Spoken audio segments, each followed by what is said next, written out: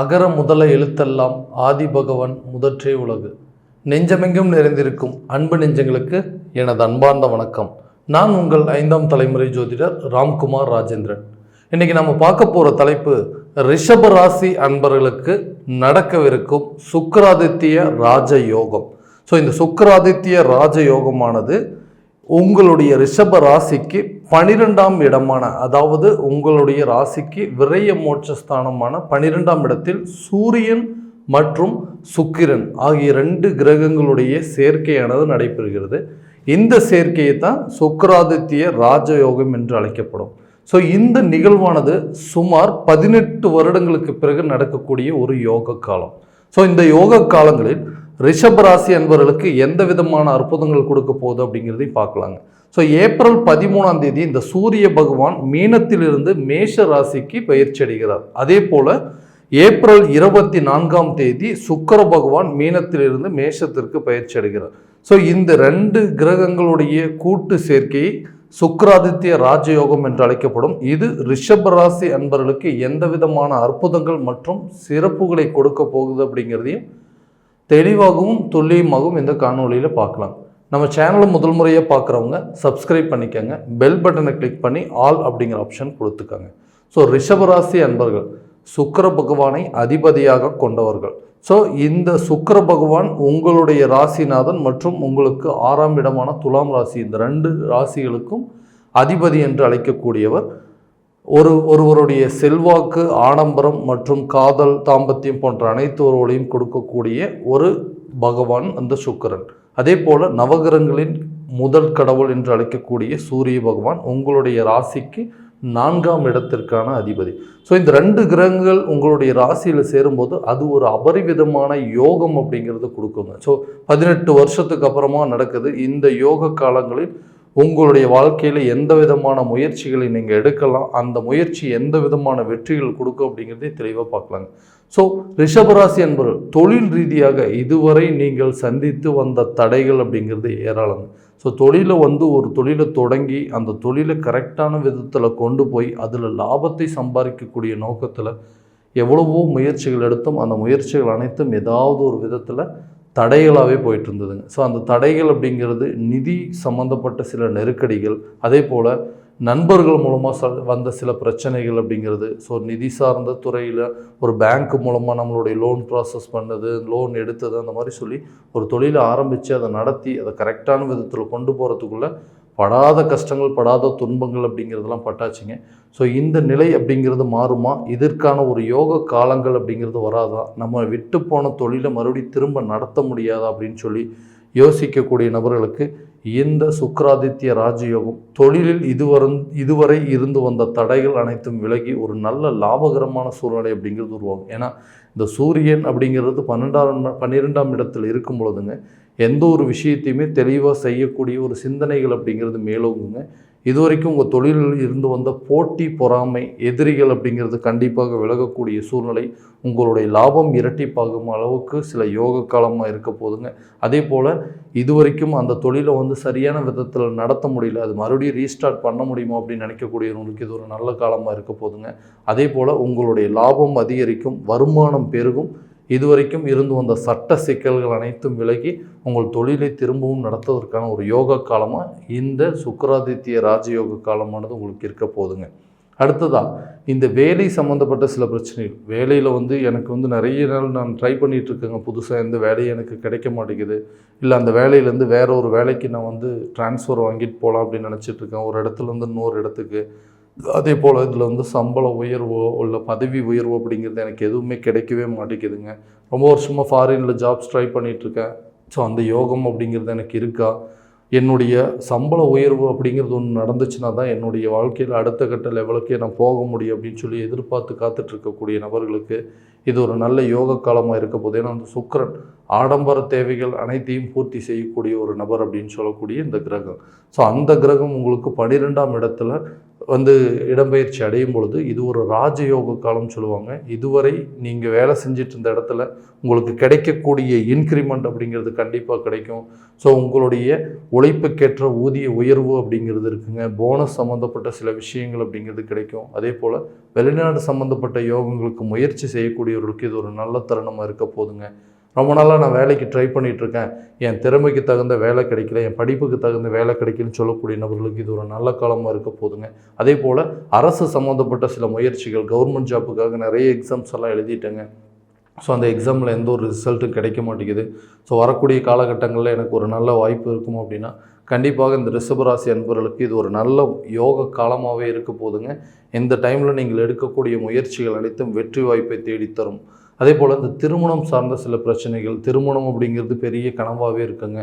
So அந்த திருமணம் அப்படிங்கிறது நான் அதாவது திருமண வாழ்க்கைக்குள்ளே நான் எப்போ போவேன் அப்படின்னு சொல்லி எதிர்பார்த்துட்ருக்கேன். அதே போல் நிறைய பிரச்சனைகள், எங்கள் வீட்டில் ஏதாவது ஒரு சுப நிகழ்வுகள் நடக்காதா அப்படின்னு சொல்லி ஏக்கத்தோடு இருக்கக்கூடிய நபர்களுக்கும் இது ஒரு நல்ல தருணமாக இருக்க போதுங்க. ஸோ காதல் சம்மந்தப்பட்ட சில பிரச்சனைகள் இருக்கக்கூடியவர்கள், அந்த காதலை வந்து திருமணம் வரைக்கும் கொண்டு போக முடியுமா அப்படின்னு எதிர்பார்த்துட்டு இருக்கக்கூடிய நபர்களுக்கும் இது ஒரு நல்ல யோக காலமாக இருக்க போது. ரொம்ப நாளாக நீங்கள் வெயிட் பண்ணிட்டு இருந்திருப்பீங்க, நான் வந்து மேரேஜ் அப்படிங்கிற ஒரு வாய்ப்பு எனக்கு அமையுமான்னு சொல்லிட்டு இருக்கிறவங்களுக்கு, வரன் தேடிட்டு இருக்கிறவங்களுக்கு இது ஒரு நல்ல திருப்திகரமான ஒரு காலமாக இருக்க போகுதுங்க. நீண்ட நாட்களாக இருந்து வந்த உங்களுடைய கனவு அப்படிங்கிறது நிறைவேறதுக்கான ஒரு சூழ்நிலைகள் அப்படிங்கிறது உருவாகும். ஸோ திருமணம் தடை இருந்த அந்த நபர்களுக்கு கண்டிப்பாக திருமண யோகம் அப்படிங்கிறது நடக்குங்க. அதே போல் இந்த குழந்தை பாக்கியம் இல்லை, ரொம்ப வருஷமாக நாங்களும் எடுக்காத ட்ரீட்மெண்ட் இல்லை, இதனால் மன உளைச்சல் அதிகமாகிட்டே இருக்குது. அதே போல் கருக்கலைப்பு அடிக்கடி ஏற்பட்டுகிட்டே இருக்குங்க. ஸோ எங்கள் வாழ்க்கையில் இந்த சுப நிகழ்வுகள் அப்படிங்கிறது நடக்காதா, குழந்தை பாக்கியம் அப்படிங்கிற அமைப்பே எங்களுக்கு இருக்காதான்னு சொல்லி ஏக்கத்தில் இருக்கக்கூடிய நபர்களுக்கு இந்த தருணங்களில் நீங்கள் எடுக்கக்கூடிய மருத்துவம் சார்ந்த முயற்சிகள் அனைத்தும் கண்டிப்பாக ஒரு நல்ல வெற்றி பயணத்தை நோக்கி கொண்டு போகுங்க. ரொம்ப நாளாக இருந்தும் அந்த பிரச்சனைகள் தீர்றதுக்கான சில வழிகள் அப்படிங்கிறது ஏற்படும். கண்டிப்பாக நல்ல ஒரு மருத்துவம் ரீதியான முன்னேற்றங்கள் அப்படிங்கிறது உங்களுக்கு ஏற்படுங்க. குழந்தை பாக்கியம் இல்லாத தம்பதியினருக்கு குழந்தை பாக்கியம் ஏற்பதற்கான சில சூழ்நிலைகள் அப்படிங்கிறது உருவாகுங்க. அதே போல் இந்த கணவன் மனைவிக்கிடையே இருந்து கருத்து வேறுபாடுகள் அப்படிங்கிறது எதுக்கெடுத்தாலும் சண்டை போட்டுகிட்டே இருக்கோங்க. ஸோ எங்களுக்குள்ளே ஒற்றுமையே இல்லைங்க, ரொம்ப யாரும் ஒருத்தருக்கு ஒருத்தர் அட்ஜஸ்ட் பண்ணியே போக மாட்டேங்கிறாங்க. அதே போல் ஒரு சப்போர்ட் அப்படிங்கிறது கணவன் மனைவிக்குள்ளே இல்லை அப்படின்னு சொல்லக்கூடிய நபர்களுக்கு இது ஒரு நல்ல தருணங்க. கணவன் மனைவிக்கிடையே நல்ல ஒற்றுமை அப்படிங்கிறது ஏற்படும். ஸோ அவங்களுடைய தேவைகள் என்ன, அவங்க என்ன ஆசைப்படுறாங்க அப்படிங்கிறத ஒருத்தருக்கு ஒருத்தர் புரிஞ்சுக்கிட்டு அவங்களுக்கு தேவையான சில விஷயங்களை செய்து கொடுக்கக்கூடிய சில சூழ்நிலை உங்களுக்கு சாதகமான ஒரு நிலையை அமைய போகுது. அதே போல் இந்த வரக்கூடிய மே மாதத்திற்கு பிறகு நடக்கக்கூடிய குரு பயிற்சி இன்னும் உங்களுக்கு ஒரு நல்ல யோக தருணமாக இருக்க போகுதுங்க. ஸோ கணவன் மனைவிக்கிடையே இருந்த இந்த கருத்து வேறுபாடுகள் அப்படிங்கிறது அகலும்.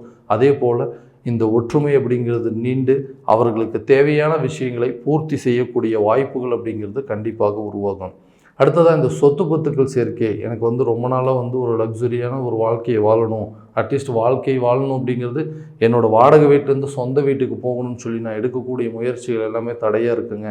ஒரு வண்டி வாகனங்கள் வாங்கிறதுக்கான யோகம் எனக்கு இருக்கா, ஏன்னா ரொம்ப நாளாக ட்ரை பண்ணிகிட்டே இருக்கேன், வண்டி வாகனங்கள் வாங்கணும்னு நினச்சிட்ருக்கேன். அதுக்கு வர வேண்டிய நேரத்தில் அந்த பணம் அப்படிங்கிறது கரெக்டான நேரத்தில் வரமாட்டேங்குதுங்க. அதே போல் அந்த வீடு கட்டுறதுக்கான யோகம், வீடு கட்டிகிட்டு இருக்கிறவங்க ஆனால் அந்த முழுசாக முடிக்க முடியலன்னு நினச்சிட்டு இருக்கிறவங்களுக்கு இது ஒரு நல்ல காலமாக இருக்க போதுங்க. வண்டி வாகனங்கள் வாங்கிறதுக்கான யோகமும், புதிய வீடு கட்டி அந்த வீட்டில் அதாவது குடிபெயர்றதுக்கான வாய்ப்புகள் அப்படிங்கிறது இந்த வரக்கூடிய இந்த சுக்கிராதித்ய ராஜயோகம். ஏன்னா சுக்கிரன் அப்படிங்கிறதாவே சொகுசு வாழ்க்கை, ஆடம்பர தேவைகள் அனைத்தையும் பூர்த்தி செய்யக்கூடிய ஒரு கிரகம் அப்படின்னு சொல்லும். ஸோ அந்த கிரகங்கள் சூரியனோட சேரும்போது நல்ல ஒரு வலுவான ஒரு நிலையில் இருக்குங்க. அந்த நேரத்தில் நீங்கள் ரொம்ப நாளாக ட்ரை பண்ணிட்டு இருந்திருப்பீங்க, ஒரு வண்டி வாகனங்கள் வாங்கணும் அப்படின்னு சொல்லக்கூடிய நபர்களுக்கு நிச்சயமாக இந்த தருணத்தில் புதிய வாகனங்கள் வாங்குவதற்கான யோகமும், வீடு கட்டி அந்த வீட்டுக்கு குடிபெயர்றதுக்கான சில வாய்ப்புகள் அப்படிங்கிறது கண்டிப்பாக உருவாகுங்க. இந்த வாய்ப்பை கரெக்டான நேரத்தில் பயன்படுத்திட்டீங்க அப்படின்னா கண்டிப்பாக உங்களுடைய ஆசைகளை நிறைவேற்றுவதற்கான சில வாய்ப்புகள் அப்படிங்கிறது கண்டிப்பாக உருவாகும். அடுத்ததாக இந்த உடல் ஆரோக்கியம் சார்ந்த சில பிரச்சனைகள், மருத்துவ ரீதியாக ஏதாவது ஒரு தொந்தரவுகள் வந்துகிட்டே இருக்குங்க, அடிக்கடி மருத்துவ செலவுகள் அப்படிங்கிறது வந்துகிட்டே இருக்குன்னா கண்டிப்பாக இந்த நேரங்களில் சுப விரயங்களுக்கு உண்டான சில வாய்ப்புகள் இருக்குது. அதே போல் அந்த விரயஸ்தானம் அப்படின்னு சொல்லக்கூடியது மருத்துவம் சார்ந்த சில விஷயங்கள் அப்படிங்கிறது பண்ண வேண்டிய நிலை அப்படிங்கிறது ஏற்படும். ஏன்னா உடல் ஆரோக்கியம் சார்ந்த சில விஷயங்கள், மருத்துவம், அதாவது இந்த கன்சீவாக இருக்கும்போது ஹாஸ்பிட்டலுக்கு போகிறதுங்க, இல்லை திடீர்னு ரொம்ப நாளாக வந்து தொந்தரவு இருக்குது, ஸோ அதுக்கு வேண்டி ஹாஸ்பிட்டல் போகணும், இதை வந்து மைனராக ஒரு சர்ஜரி ஒன்று பண்ணணும் அப்படின்னு சொல்லக்கூடிய சில வாய்ப்புகள் வருங்க. இந்த நேரத்தில் உங்களுக்கு அதுவும் ஒரு விதமான ஒரு விரைய செலவுகள் அப்படிங்கிறது கொடுக்கறதுக்கான சூழ்நிலை உருவாகும். ஸோ மருத்துவம் சார்ந்த சில முன்னேற்பாடுகள் அப்படிங்கிறது நீங்கள் செஞ்சுக்கிறது, அதுக்கு தேவையான சில பண தேவைகள் அப்படிங்கிறது பேக்கப் வச்சுக்கிறது ரொம்ப நல்லதுங்க. ஸோ மருத்துவம் சார்ந்த முறைகள், அதாவது உடல் ஆரோக்கியத்தில் சற்று கவனம் அப்படிங்கிறது கண்டிப்பாக செலுத்தணும்.